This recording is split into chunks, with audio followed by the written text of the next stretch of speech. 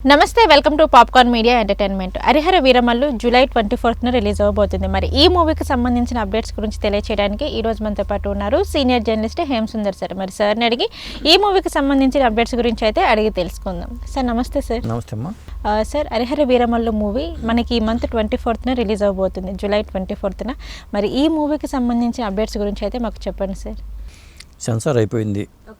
2 గంటల 42 నిమిషాలు నిడివి అనుకున్నాం అంతకుముందు. అవును, అదే నిడివితో ఉందనేది ఒక రిపోర్టు. అంటే ఎక్కడ కట్టింగ్స్ అనేవి ఏమీ లేవు. తర్వాత ఈ సినిమాకి సంబంధించి సెన్సార్ వాళ్ళ సభ్యులు కానీ బయటకు వచ్చిన టాక్ ఏంటంటే సినిమా బాగా వచ్చింది, అనుకున్న దానికన్నా బాగా వచ్చింది అందరూ అంటారు. కానీ జనరల్గా కొంతమంది కొన్ని చోట్ల ల్యాగ్ ఉంది, కొన్ని చోట్ల ఇట్లా టాక్స్ వస్తూ ఉంటాయి ముందుగా.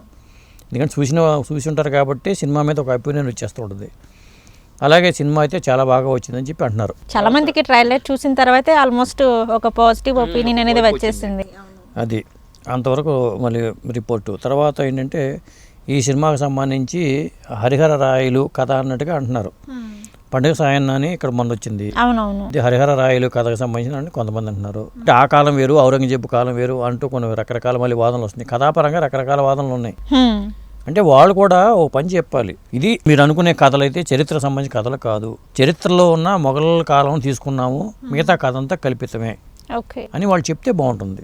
అప్పుడు ఇలాంటి ఇష్యూస్ వచ్చేవి కాదు. ఇప్పుడు పండుగ సాయన్న పాత్ర అంటున్నారు. ఇంకోటి ఏంటంటే కొంతమంది అనేది ఏంటంటే తెలంగాణ పండుగ సాయన్న తెలంగాణ యోధుడు, ఆ పాత్ర చేసినట్టు చెప్తే పవర్ స్టార్ కూడా మంచిదే. ఎందుకంటే బీసీ నాయకుడు కాబట్టి తెలంగాణలో పవర్ స్టార్ ఇమేజ్కి కొంత క్రేజ్ వచ్చేది, రాజకీయ నాయకుడిగా ఉన్నాడు కాబట్టి కొంత క్రేజ్కి అవకాశం ఉంటుంది. అవును, వాళ్ళు అది చెప్పట్ల. వీరమల్లు మరి కల్పిత పాత్ర అని పూర్తిగా చెప్పట్ల. సనాతన ధర్మాన్ని కాపాడే వ్యక్తి అంటున్నారు. హరిహర అంటే శివుడు విష్ణువు సంబంధించి ఒక సనాతన ధర్మాన్ని కాపాడే పాత్ర ఇది అంటూ దాని మీద రకరకాల కథనాలు అయితే వస్తున్నాయి. సెన్సార్ రిపోర్ట్లు ఇవన్నీ మనకు బయటికి ఏమో రాలా, కథాపరంగా రాలేదు. సినిమా బాగుందనే రిపోర్ట్ మాత్రం సెన్సార్ పరంగా వచ్చింది. సో మొత్తానికైతే ఇందులో పాత్రలు ఏ విధంగా ఉన్నాయి అంటే నటీనటులు వారి యొక్క పాత్రలు ఏ విధంగా? నిధి అగర్వాల్ హీరోయిన్ అనుకున్నాం కాబట్టి మా ఔరంగజేబుగా బాబీ డియోల్ అందరికీ తెలిసిందే. నిధి అగర్వాల్ హీరోయిన్ పాత్ర, మెయిన్ రోల్ హీరోయిన్. ఇప్పుడు నిధి అగర్వాల్ సంబంధించి ఒక లీక్స్ అయితే బయటకు వచ్చినాయి. ఏంటి సార్ అవి? అది ఈ సినిమా పార్ట్ 2కి సంబంధించి ఒక 20 నిమిషాలు సినిమా కూడా అయిపోయింది, అది అట్లా పెండింగ్ పెట్టారు. అంటే పార్ట్ 2 ఉందని చెప్పడం ఉద్దేశం. ఒక 20 మినిట్స్ సినిమా సంబంధించిన సన్నివేశాలు కూడా షూటింగ్ అయిపోయింది, అవి అట్లా ఉంచారని ఆవిడ నిధి అగర్వాల్ చెప్పింది. ఆ మాటలు బయటికి లీక్ అయినాయి. దాన్ని బట్టి సినిమా మళ్ళీ పార్ట్ 2 కూడా కంటిన్యూ వెంటనే చేసే అవకాశాలు ఉన్నాయి అన్నట్టుగా మనం అర్థం చేసుకోవాలి. అంటే ఈ మూవీ పార్ట్ 1 కాకుండా పార్ట్ 2 కూడా ఉండబోతుంది కాబట్టి మరి పార్ట్ 2 రావడానికి ఎంత టైం పడుతుంది అంటారు సార్? అంటే వాళ్ళు part 1 spirit versus sword versus spirit అని పెట్టారు ట్యాగ్ లైన్. పార్ట్ 2కి ఏం పెట్టారో తెలియదు. కానీ అంటే ఎప్పుడైనా సరే చేసేటప్పుడే కొంత స్క్రిప్ట్ ప్రకారం ఏంటంటే మళ్ళీ షూట్ చేయాలి, ఖర్చు ఎక్కువ అవుతుంది కాబట్టి ఉన్న సెట్స్లోనే కొన్ని చేస్తారు. అప్పుడు 20% అయిందా 40% అయిందా అని తెలియదు మనకి. తెలియదు. అవును. ఇప్పుడు కల్కి సినిమా ఉంది ప్రభాస్ది, కల్కి సినిమా సంబంధించి కొన్ని షూటింగ్ పార్ట్ అయినట్టుగా దత్ గారే చెప్పారు. మా దగ్గర కొంత స్క్రిప్ట్ మనం చేసింది ఉంది అని చెప్పన్నారు. ఎవరైనా అలాగే చేస్తారు, ఎందుకంటే మళ్ళీ సెట్స్ వేసి మళ్ళీ చేయాలంటే చాలా కష్టం అవుతుంది. సార్ ట్రైలర్ చూసిన తర్వాత చాలా మంది అభిప్రాయం ఏంటి అంటే హరిహర వీరమల్లు పార్ట్ 1లోని పవన్ కళ్యాణ్ గారు చాలా తక్కువగా కనిపిస్తారా అని చెప్పేసి ఒక డౌట్ అనేది క్రియేట్ అయిపోయింది. కాబట్టి మరి పార్ట్ 2లో ఎక్కువగా కనిపించే ఛాన్సెస్ ఉన్నాయి అనుకోవచ్చు అంటే? ఒకవేళ అవకాశం ఉంది అంటే తక్కువగా కనిపిస్తే మళ్ళీ ఫ్యాన్స్ నిరాశపడతారు. ఆ అవకాశం ఉండదు నాకు తెలిసి. ఏదో విధంగా ఇవాళ ఉన్న టెక్నాలజీలో మేనేజ్ చేయొచ్చు, తక్కువ లేకుండా ఎక్కువగానే చేసుకోవచ్చు. మేనేజ్ చేసే టెక్నాలజీ మన దగ్గర అందుబాటులో ఉంది కాబట్టి అదొకటి. ఆ తర్వాత దీనికి సంబంధించిన ప్రీ రిలీజ్ ఈవెంట్ మనం తిరుపతిలోనూ లేదా వారణాసిలో అనుకున్నాం.